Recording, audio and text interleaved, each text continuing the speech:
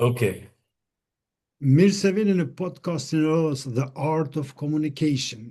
Sot kam derën të bisedoj me një personalitet që prej vitesh lëviz në hapësirë politike, gjithmonë e më lartë, dhe një diplomaci të paparë. Do më thonë aty ku është personi në fjalë, sot e tutje, që disa vite ka çdo fjalë një peshë shumë të rëndë. Ai e një skenën e opinionit publik, po sot neve na intereson diçka komplet tjetër. Kush është njeriu pas funksionit? Kam knatësinë të më pres sot Bahri Troja. Bahri, mirë se vjen. Na si të bisedoj me ty, Fitim, faleminderit. Fillimisht, unë e kena bëu tash më shumë një lloj programi para se me dal të pyetja e parë, i pyes Muzafir se si po njihen dhe si e kalon ditën sot.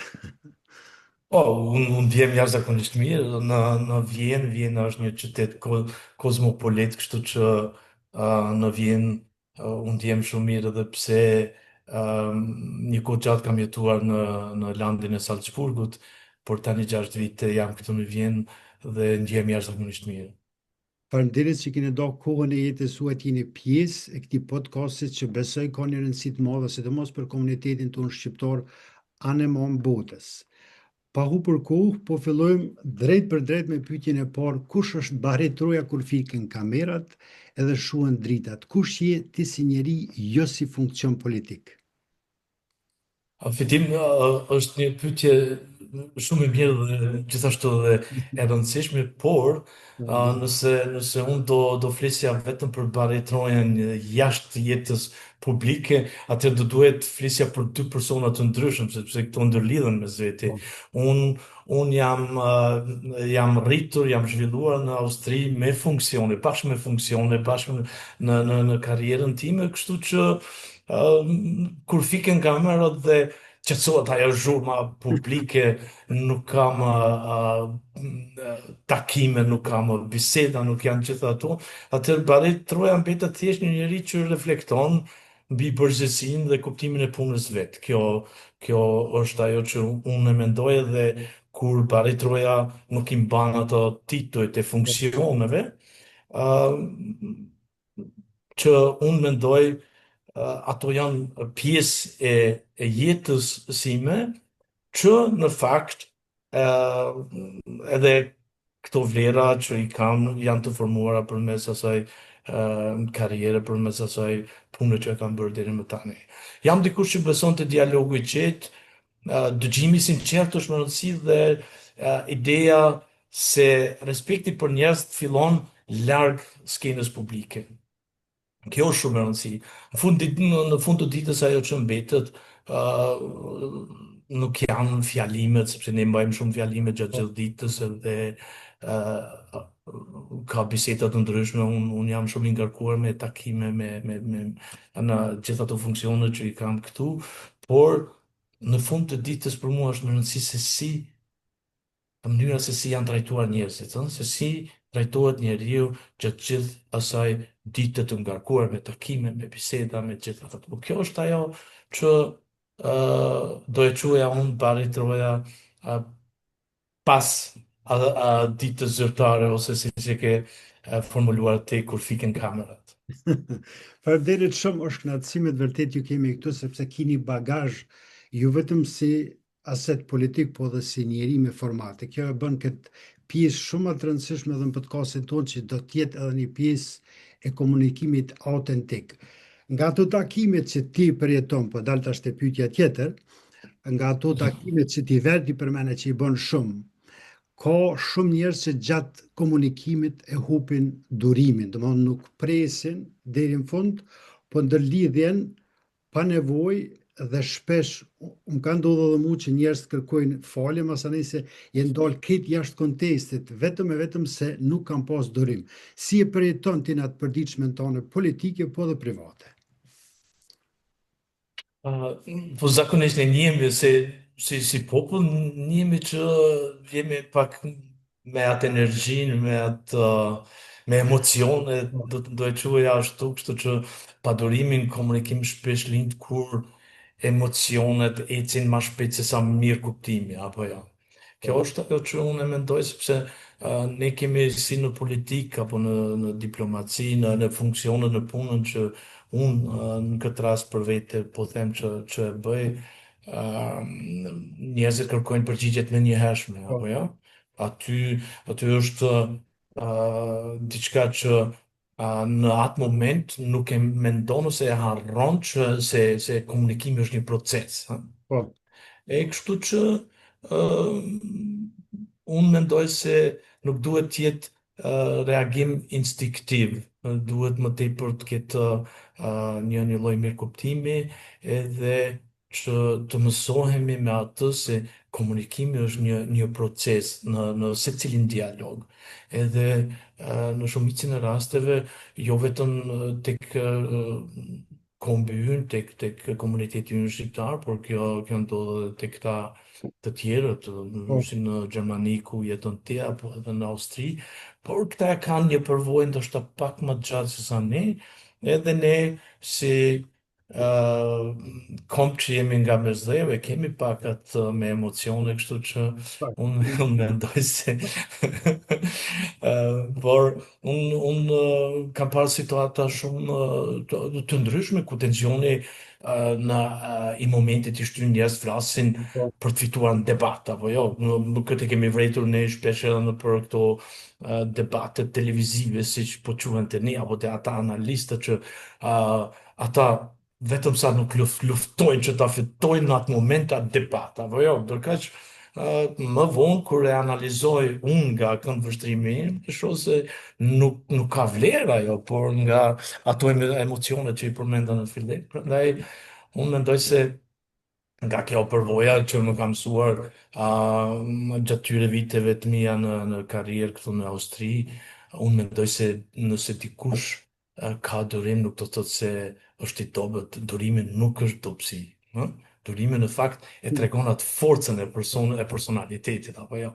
Kështu që unë mendoj që njerëzit që kanë durim, ata janë fitimtarët. faleminderit, pajtohem plotësisht, me të vërtet, unë e vrej thuje ma shumë se për çdo ditë edhe çdo moment që shumica e njerëzve përgatiten vetëm me dhënë një përgjigje, ama ajo përgjigje është e thotë zakonisht sepse nuk ka pas një bazë diçka që u kriju për me fol. Deri me tani gjatë studimeve dhe me të vërtet që kemi shumë konkluzione ndryshme në këtë botën, kemi fitu një bindje që 7,5 miliard në këtë botë njerëzim nuk din të komunikojnë, e shumica e tyre flasën për suksesin.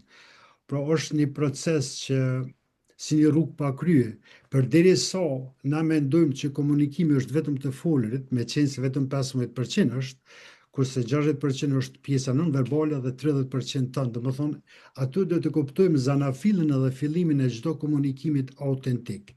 E ti përmeni shumë një vend ku tha që ajo pika na si komunitet që jemi pak dëgutshëm, ne duhet të kuptojmë që mungesa fjalës nuk do të thotë që mungon diçka në komunikim, po është pjesa më e fuqishme, ashtu që e tha edhe ti. Edhe kjo lejon që me të vërtet ta kuptojmë që nuk jemi vetëm na si komunitet shqiptar, po ky problem është problem në tërë botën, sepse ekzistojmë dhe jetojmë një kohë ku shumë çka merr me një shpejtësi sa që nuk po mundum as me kontrollu. E kështu që kur jemi në vetdije të plot, im bewusstheit, atëherë kemi një mundësi të tërhiqemi dhe të marrim frymë thellë edhe të kuptojmë se të kemi durim, sidomos gjatë komunikimit.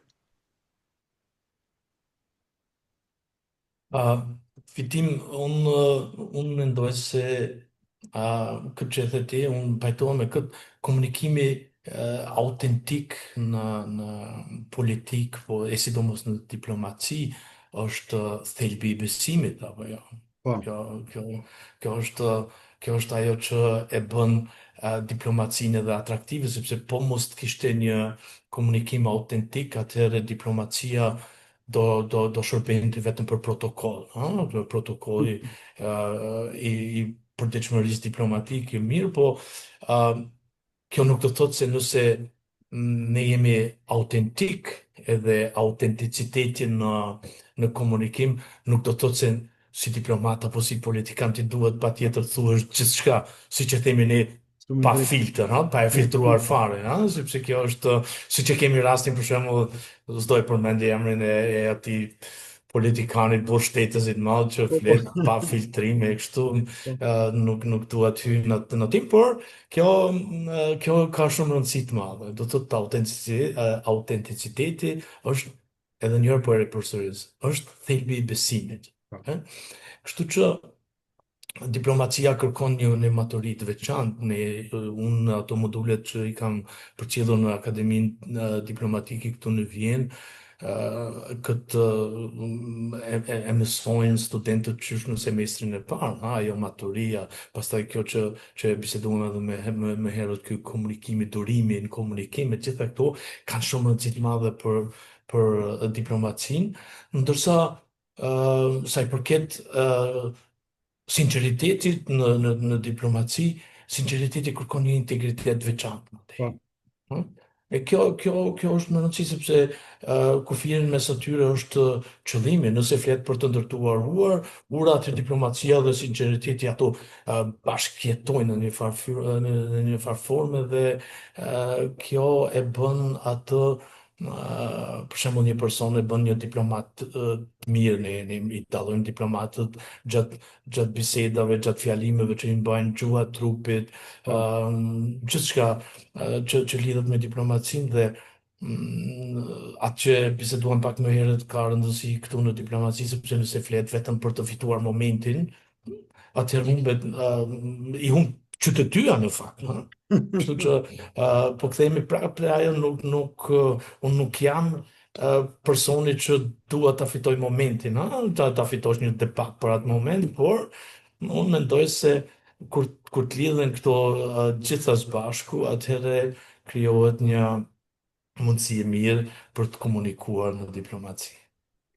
Barit, falenderoj shpirtërisht, me të vërtet e ke pru pikrisht në pikë, në presje edhe çdo gjë që lidhet me pjesën e diplomacisë edhe sinqeritetit në politikë.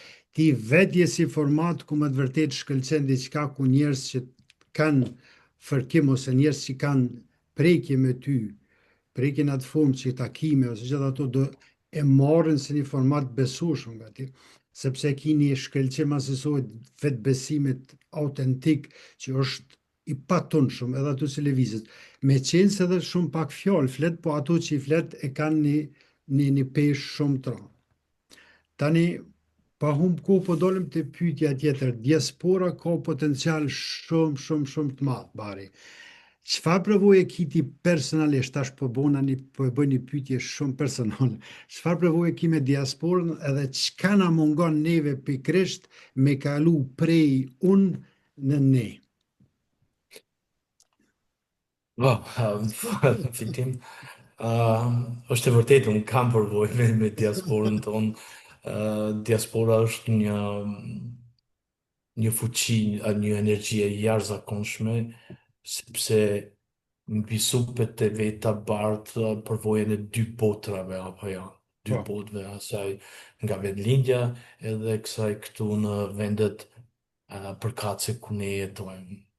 Kjo e bën diasporën tonë të jashtëzakonshme. Këtë e kemi vrejt në momentet më të vështira të po, kombit tonë, në historinë e kombit tonë që kemi pasur, diaspora ka qenë pothuajse ajo që e ka shpëtuar kombin në të gjitha periudhat e vështira që kemi pasur, pa e harruar natyrisht edhe popullin në trojet tona, por diaspora ka dhënë një kontribut të veçantë në të gjitha periudhat kohore, duke filluar nga periudha e Skënderbeut atje deri tani në këtë periudhën që jetojmë ne, kështu që unë mendoj se ne kemi potenciale të jashtëzakonshëm si diaspor. Këtu unë po flas për Austrinë, në këtë rast ne jemi diku rreth 120.000 shqiptarë që jetojmë dhe punojmë këtu. Kur kam ardhur unë në fundin e viteve 90-ta, unë që nga viti 97 jetoj unë me vendbanin përhershëm këtu në Austri, këtu kemi pasur një komunitet që ka qenë jo për shkak të fajet të vetë, jo mirë integruar, nuk e ka pas atë imazhin si që e ka tash komuniteti shqiptar, jo vetëm në Austri, por pothuajse në të gjithë hapësirën gjermanofonse ndodh kjo. Pajtohem, Por unë do flas më tepër për Austrinë pasi që këtu jetoj, edhe kemi arritur që ah, të, të, të, të krijojmë një komunitet jashtëzakonisht të fortë, komunitet jashtëzakonisht mirë i zhvilluar, edhe sot në Austri, jo vetëm në Vjenë, por në të gjitha landet, në të gjitha qytetet, takon njerëz që kanë bërë një karrierë jashtëzakonisht suksesshme këtu, ke duke filluar nga ata që janë kyçur në strukturat organizative politike, pastaj ke mjek, ke shkencëtar, ke edhe uh, ndërmarrës të suksesshëm, por përveç tjera shumë burën kur vinë edhe personalitetet të ndryshme që vinë nga trojet tona për të hulumtuar, për të bërë shkencë, për të kërkuar në arkivat e Vjenës e tjera kemi jashtëzakonisht njerëz të suksesshëm këtu që unë mburrën me këto personalitete, edhe për të kaluar të ajo si që the ti nga unë në ne, mendoj se këtu duhet të punojmë më tepër ne si komunitet, e po dal prap, unë do dal te komunikimi, se si ne komunikojmë me njëri tjetrin është më rëndësi, sepse si personalitete, si që thash më herët, ne jemi shumë të suksesshëm, të ke shumë personalitete të suksesshme, ke tani po dëgjojmë se në Zürich po kandidon një shqiptar për kryetar bashkie, një tjetër në Gjermani është bërë kryetar bashkie, ai tjetri është bërë kryetar bashkiak, në Austri kemi disa që janë kështu, por nuk kemi arritur a,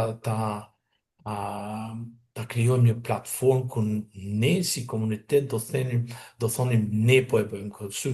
Ne nuk duhet të zbulojmë diçka të re, shembull jo, jashtëzakonisht mirë ne kemi në përballë, kemi për shembull Liga Shqiptaro-Amerikane, e cila 100 vite ka punuar, 100 vite, ata kanë punuar derisa kanë ardhur te Joseph Diogar, dhe kur doli një shqiptar ose një shqiptaro-amerikan, doli edhe ai pastaj duke përfaqësuar komunitetin tanë atje, duke u bë një zë i fortë i gjithë çështjes shqiptare. E kështu që unë mendoj se ne kemi potencial jashtëzakonisht të madh këtu në Evropë, sidomos në hapësirën gjermanofonse, sikur ne të arrinim ta bënim vërtet të arrinim ta bënim një platformë të shqiptarëve, ku aty do mund të zhvillohen biseda, do mund të ofrohet një mundësi, një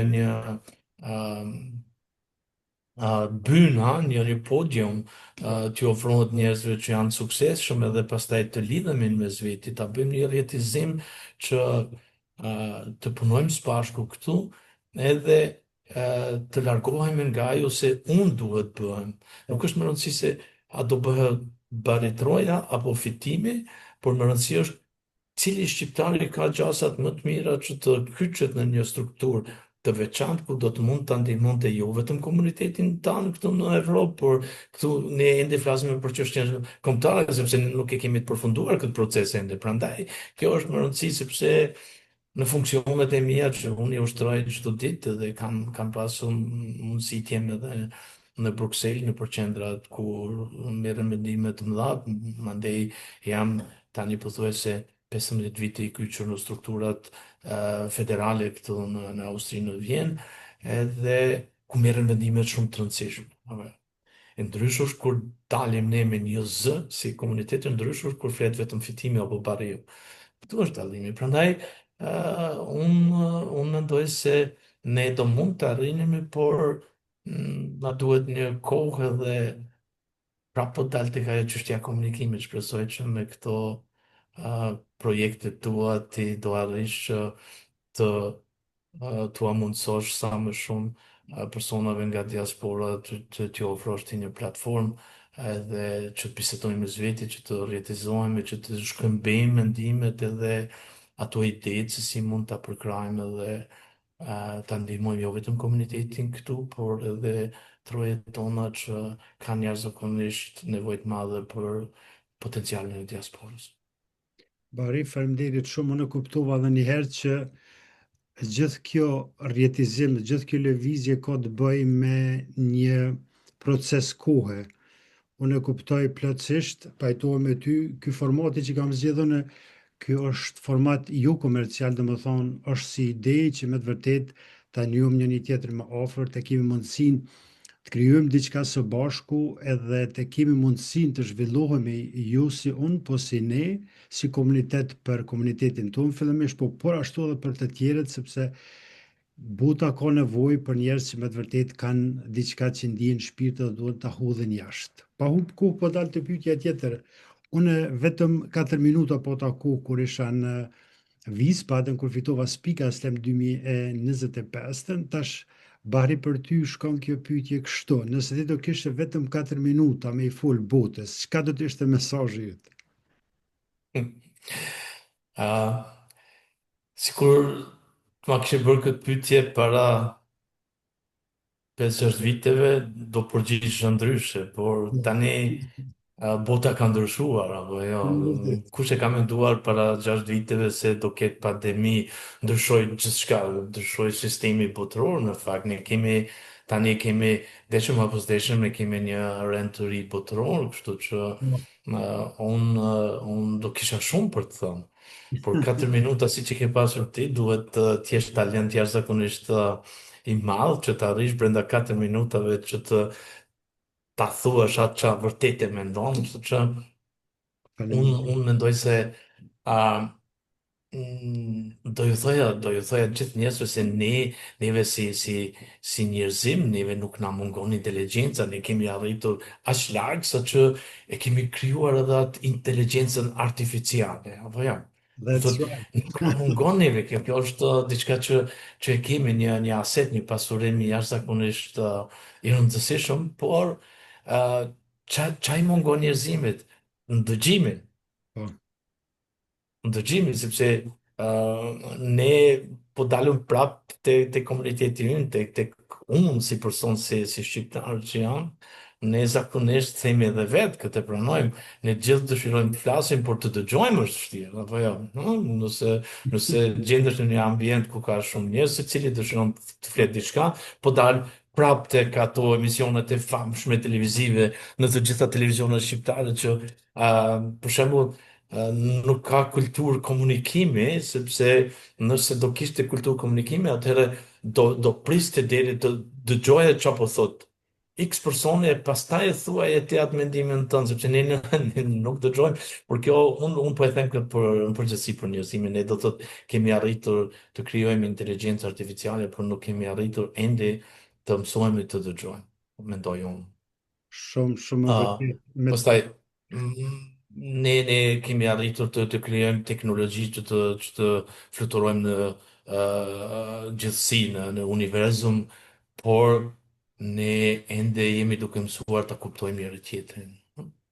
Kjo, kjo është për të çuditur në fakt. Sepse nuk do nuk ka pace pa dialog. Nuk ka pace. Ne e kemi parë, për shembull, po e marr prap shembull këtë situatën e tanishme po, dhe globale që është. Ne e kemi parë 4 vite luftë në Ukrainë, por prap duhet dialogu që të arrihet pace, po ja. Kështu që pa dialog, pa e dëgjuar njëri tjetrin, pa komunikim, nuk ka pace. Pse ka rëndësi komunikimi? Po dalë tek tema që ti e ke shumë të rëndësishme.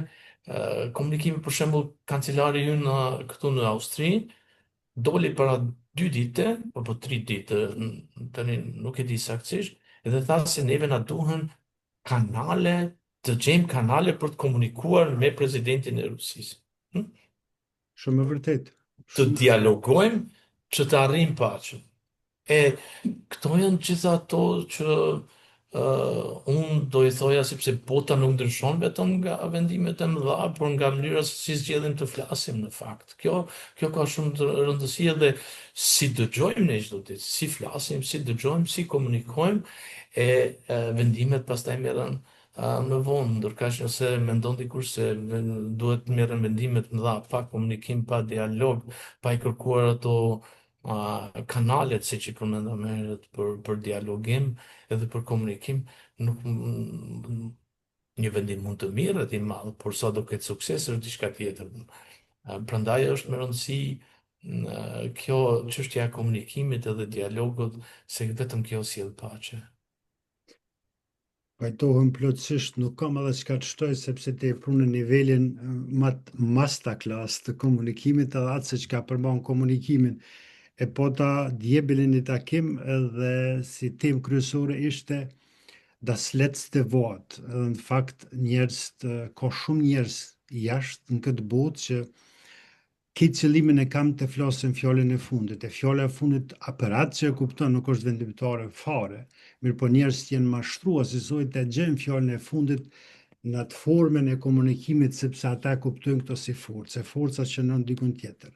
Të më thonë, pajtohen plotësisht, mirë po është një proces që në ndihmon të gjë vetë vetën, është një proces me të vërtet që heshtja është arma me fuqishme e komunikimit, sepse vetëm kur dëgjojmë kemi mundësi me mësu diçka, se kur flasëm na dëgjojmë vetë vetën edhe dim se ato çka e dim, do të thonë nuk kemi mundësi, ose ja morëm mundësinë vetë vetës të mësojmë diçka. Bari, unë të falenderoj shpirtnisht për kohën dhe sinqeritetin tënë, ishte me të vërtet një kënaqësi, unë shumë mësova sot nga ti, edhe atë që mësova, unë e mojë përgjësin etiko-morale të baj me tuetje, aty se ku ka nevojë për ata që dojmë të ndëgju. Të më thonë të falenderoj edhe një herë shpirtnisht për këtë pjesëmarrje në podcastin tim The Art of Communication, i ke sjellë një vlerë këtij podcasti jashtë mase, sepse kemi nevojë ne si komunitet, ashtu që e tham bashk, të zhvillohemi në procesin e quajtur jeta që na mëson për çdo ditë diçka të re kur ne jemi të gatshëm edhe jemi të hapur për një opinion. Fjala e fundit shkon për ty. Ishte kënaqësi të bisedojmë së bashku fitim. Faleminderit. Të dashur shikues, këtu prapi përfundojmë podcastin e radhës The Art of Communication. Faleminderit për vëmendje, shihemi herave tjera, edhe një herë Bahri, faleminderit shpirtnisht, sukses e mirëqenie njerëzore. Deri atëherë, mirupafshim.